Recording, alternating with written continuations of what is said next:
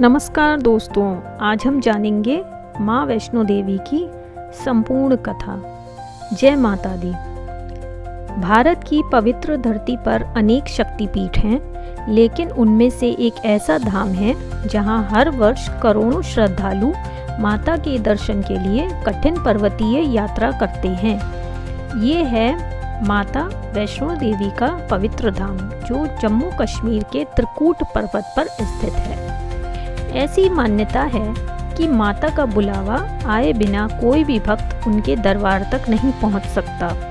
लाखों लोग जय माता दी का जय घोष करते हुए इस यात्रा को पूर्ण करते हैं। लेकिन क्या आप जानते हैं कि माता वैष्णो देवी कौन थी, उनका जन्म कैसे हुआ, भैरवनाथ कौन था और आखिर क्यों माता के दर्शन के बाद भैरवनाथ मंदिर जाना आवश्यक माना जाता है। आइए जानते हैं माँ वैष्णो देवी की पावन कथा विस्तार से। पौराणिक मान्यताओं के अनुसार जब पृथ्वी पर अधर्म बढ़ने लगा, तब देवताओं ने आदि शक्ति से प्रार्थना की कि वे धर्म की रक्षा के लिए अवतार लें। तब माँ महाकाली, महालक्ष्मी और महासरस्वती की दिव्य शक्तियों से एक तेजस्वी कन्या प्रकट हुई। यही दिव्य कन्या वैष्णवी कहलाई। उनके भीतर तीनों देवियों की शक्तियां समाहित थीं, इसलिए उन्हें शक्ति, ज्ञान और समृद्धि का संयुक्त रूप माना गया। बचपन से ही वैष्णवी अत्यंत तेजस्वी, करुणामयी और भगवान विष्णु की परम भक्त थी। उनका जीवन तप, सेवा और धर्म की स्थापना के लिए समर्पित था। वैष्णवी ने निश्चय किया कि वे अपना संपूर्ण जीवन भगवान विष्णु की आराधना में समर्पित करेंगी। कथा के अनुसार उन्होंने भगवान श्रीराम के वनवास काल में ही उनके दर्शन किए। उन्होंने भगवान राम से विवाह की इच्छा व्यक्त की। भगवान राम ने उन्हें बताया कि इस जन्म में वे केवल माता सीता के पति हैं। उन्होंने वैष्णवी से कहा कि कलयुग में काल्की अवतार के रूप में आएंगे। यदि उस समय वैष्णवी उन्हें पहचान लेंगी तो उनका मनोरथ पूर्ण होगा। तब तक भगवान राम ने उन्हें धर्म की रक्षा और लोक कल्याण का कार्य करने का आशीर्वाद दिया। भगवान की आज्ञा पाकर माता वैष्णवी त्रिकूट पर्वत पर चली गईं। वहां उन्होंने कठोर तपस्या आरंभ की। उनके आश्रम में आने वाले सभी लोगों को भोजन, आश्रय और आध्यात्मिक मार्गदर्शन मिलता था। धीरे धीरे उनकी ख्याति दूर दूर तक फैलने लगी। हजारों लोग उनके दर्शन के लिए आने लगे। उसी समय एक शक्तिशाली तांत्रिक और योगी भैरवनाथ था।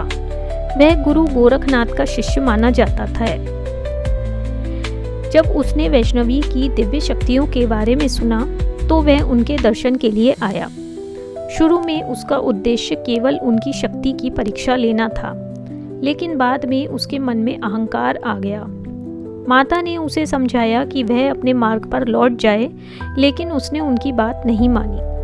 भैरवनाथ लगातार माता का पीछा करने लगा। माता किसी से भी युद्ध नहीं करना चाहती थीं, इसलिए वे विभिन्न स्थानों से होकर आगे बढ़ीं। इसी यात्रा से जुड़े कई पवित्र स्थल आज भी श्रद्धालुओं के लिए अत्यंत महत्वपूर्ण हैं। यात्रा के दौरान माता के साथ चल रहे भक्तों को प्यास लगी। तब माता ने अपने धनुष से एक बाण चलाया। उस स्थान से निर्मल जल की धारा फूट पड़ी। इसी कारण उस स्थान का नाम बाण गंगा पड़ा। आज भी श्रद्धालु इस पवित्र जल को श्रद्धा से ग्रहण करते हैं। आगे बढ़ते समय माता ने पीछे मुड़ के देखा कि भैरवनाथ अभी भी उनका पीछा कर रहे हैं। जिस स्थान पर उनके चरण पड़े, वहां उनके चरण चिन्ह प्रकट हो गए। आज वह स्थान चरण पादुका के नाम से प्रसिद्ध है। इसके बाद माता एक संकरी गुफा में प्रवेश कर गईं।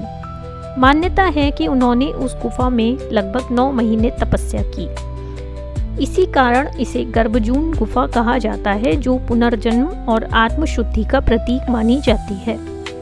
आज भी अनेक श्रद्धालु इस गुफा से होकर दर्शन करना शुभ मानते हैं। जब भैरवनाथ वहां भी पहुंच गया और उसने माता को परेशान करना बंद नहीं किया, तब माता ने महाकाली का उग्र स्वरूप धारण कर लिया। एक ही प्रहार में उन्होंने भैरवनाथ के सिर को धड़ से अलग कर दिया। उसका सिर दूर पहाड़ी पर जा गिरा, जहां आज भैरवनाथ का मंदिर स्थित है। मृत्यु के बाद भैरवनाथ का अहंकार समाप्त हो गया। उसने माता से क्षमा मांगी और अपनी भूल स्वीकार की। माता अत्यंत दयालु थीं।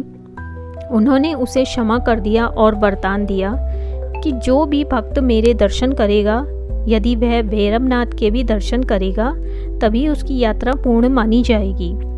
इसी कारण आज भी श्रद्धालु माता के भवन के बाद भैरवनाथ मंदिर अवश्य जाते हैं। माता वैष्णो देवी के भवन में किसी मानव निर्मित मूर्ति की पूजा नहीं होती। वहाँ 3 प्राकृतिक पवित्र पिंडियाँ विराजमान हैं। पहली पिंडी महाकाली का प्रतीक है, दूसरी पिंडी महालक्ष्मी या वैष्णवी का प्रतीक है और तीसरी पिंडी महासरस्वती का प्रतीक है। ये तीनों मिलकर आदिशक्ति की पूर्ण अभिव्यक्ति मानी जाती हैं। वैष्णो देवी की यात्रा केवल एक धार्मिक यात्रा नहीं, बल्कि आत्मविश्वास, श्रद्धा और धैर्य की परीक्षा भी मानी जाती है। भक्त कठिन चढ़ाई के बावजूद जय माता दी का उद्घोष करते हुए आगे बढ़ते हैं और ये यात्रा सिखाती है कि सच्ची श्रद्धा के साथ किया गया प्रयास अंततः सफलता तक पहुंचता है। इस कथा से हमें ये शिक्षा मिलती है कि सच्ची व्यक्ति को ईश्वर के निकट ले जाती है। अहंकार और दुराचार का अंत निश्चित है। क्षमा सबसे महान शक्ति है।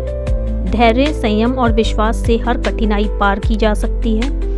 कर्म और सत्य की सदैव विजय होती है। माँ वैष्णो देवी की कथा केवल एक पौराणिक आख्यान नहीं, बल्कि आस्था, शक्ति, करुणा और धर्म की प्रेरणादायक गाथा है।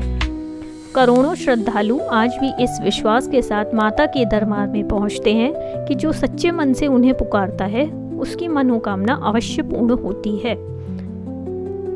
जय माता दी।